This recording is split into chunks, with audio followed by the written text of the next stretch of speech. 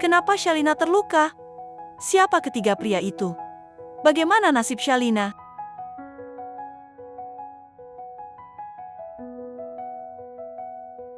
Waktu terus berlalu dengan cepat, dan sebelum Shalina menyadarinya, jarum jam sudah menunjukkan pukul 5, lewat 10 menit. Sebagian karyawan sudah bersiap pulang, namun Shalina masih duduk tekun, berusaha menyelesaikan tugasnya, meski rasa kantuk mulai menyerang. Beberapa data yang tidak sesuai, membuatnya harus bekerja lebih teliti, dan lambat. Sudah jam berapa ini dan kamu masih belum selesai? Bu Dewi, maaf ya. Masih belum selesai. Beberapa data laporan cabang tidak cocok. Jadi saya butuh waktu lebih lama memeriksanya. Sudah kubilang harus selesai hari ini kan? Kalau tidak sanggup, apa gunanya kamu kerja di sini? Sejak awal, aku memang sudah meragukan kemampuanmu. Maaf Bu, saya akan segera menyelesaikannya. Segera? Tidak usah. Kamu wajib selesaikan sebelum besok pagi jam 8.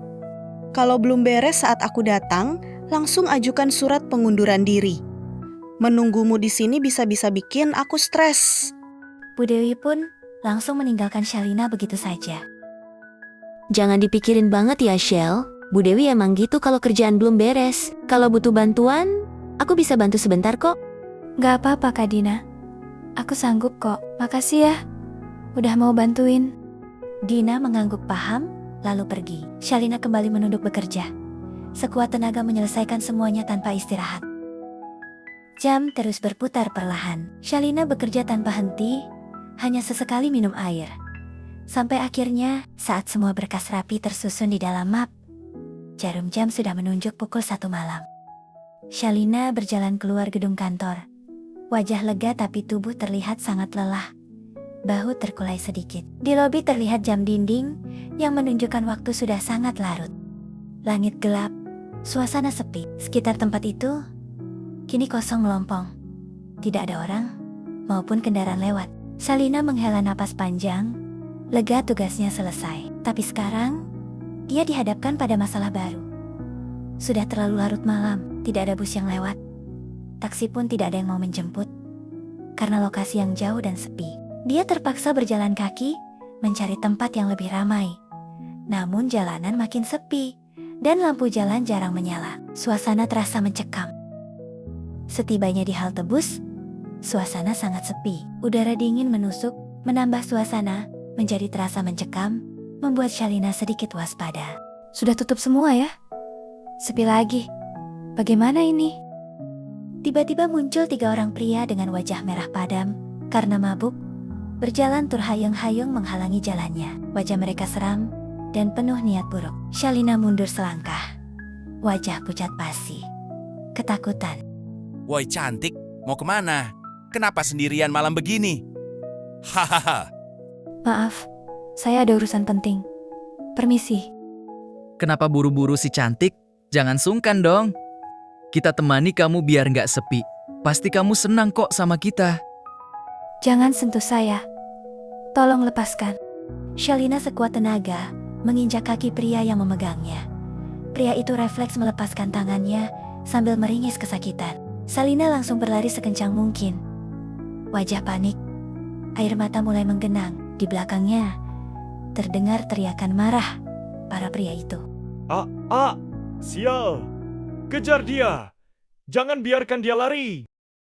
Shalina berusaha kabur dari ketiga pria tersebut, mengerahkan seluruh tenaganya agar dapat terlepas dari mereka. Napasnya mulai tersengal-sengal. Kaki terasa berat karena lelah seharian bekerja, tapi di belakangnya, langkah kaki pengejar makin dekat. Tiba-tiba, kakinya terpeleset batu kecil.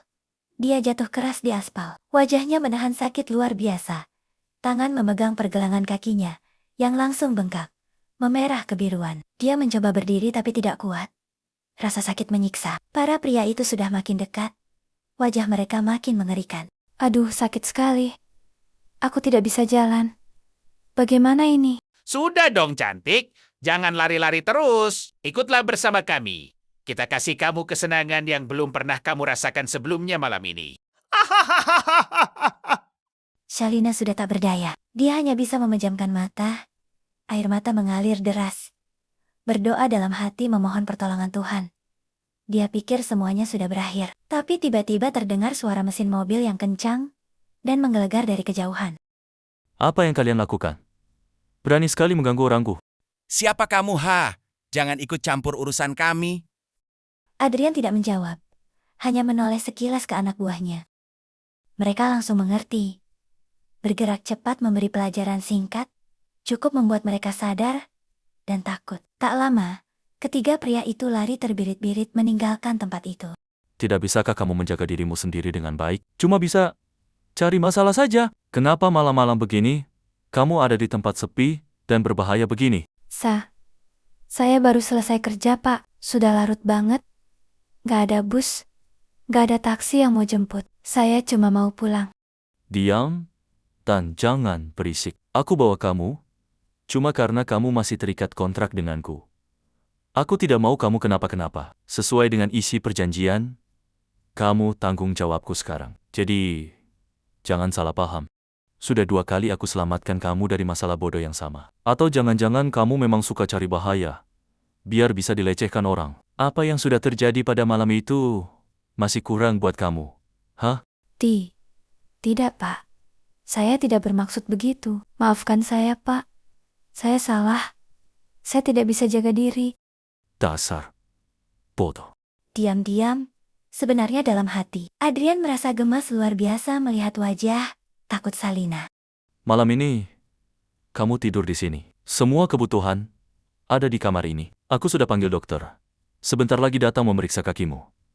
Ini bukan karena aku khawatir ya.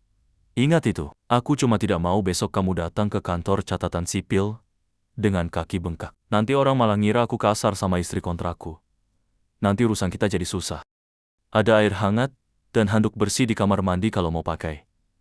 Jangan rusak barang di sini ya. Oh iya, besok jam 7 pagi ada yang jemput. Antar pulang terus langsung ke kantor catatan sipil. Jangan telat, sedikit pun. Shalina menatap pintu yang tertutup itu. Perasaannya campur aduk, masih takut, masih sakit, tapi ada rasa hangat yang menyelinap di hati. Pria yang selalu bicara kasar, dingin, dan sombong itu ternyata selalu ada di saat dia paling butuh pertolongan. Apakah semua ini benar-benar hanya karena kontrak atau ada perasaan lain yang dia sembunyikan? Shalina tidak tahu jawabannya. Tapi satu hal yang dia rasakan, dia merasa sedikit lebih aman dan tenang.